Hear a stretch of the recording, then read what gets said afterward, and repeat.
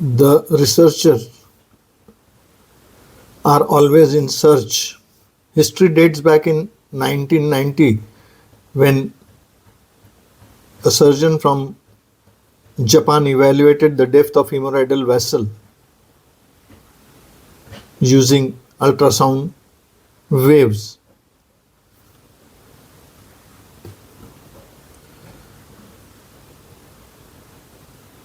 First described in 1995 by Morinaga, and he named it as Moricon, using a special proctoscope with an integrated Doppler transducer and a lateral ligation window.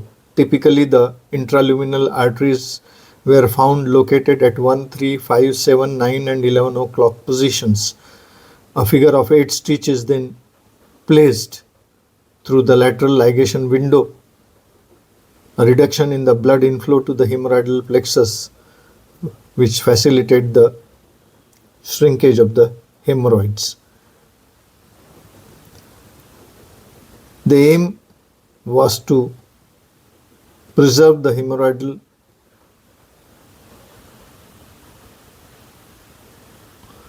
the procedure, both general and local regional anesthesia. Spinal anesthesia is usually associated with a higher risk of urinary retention. Intraoperative management,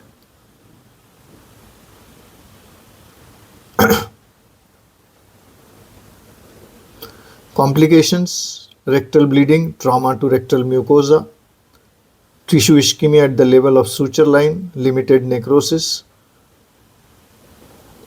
Recurrence can occur where dearterization was not successful, managed with medical therapy, rubber band ligation or redo of the procedure.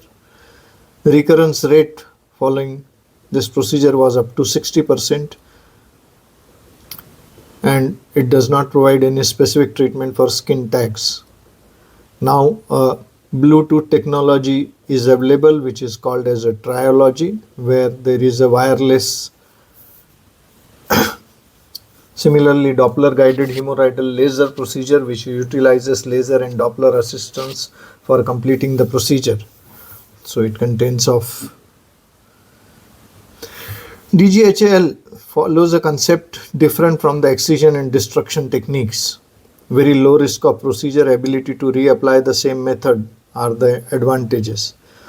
DGHAL was compared with stapled hemorrhoidopexy and was found to have few advantages and disadvantages. Similarly, it was also compared with hemorrhoidectomy, where hemorrhoidectomy provided a foolproof repair.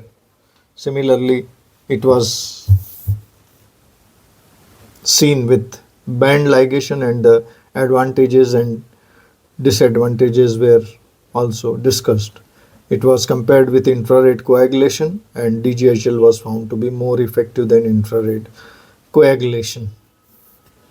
Multicentric results have shown that residual hemorrhoid risk is more than 20%.